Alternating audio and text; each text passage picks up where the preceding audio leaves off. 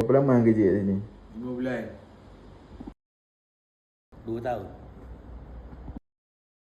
4 tahun. 25 tahun. Dah 4 tahun. 4 tahun. 2 tahun setengah. Baru 3 bulan. 3 tahun. 4 tahun. Setahun 2 minggu. 25 tahun. Setahun 2 bulan. Kalau masuk intern setahun kan. Masuk intern dah 9 bulan.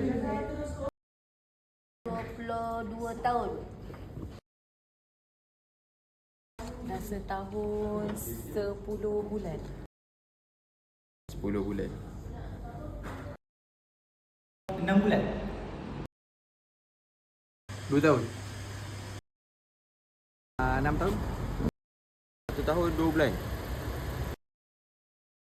Dah 4 tahun. Lebih kurang 6 tahun lah. 5 tahun dah.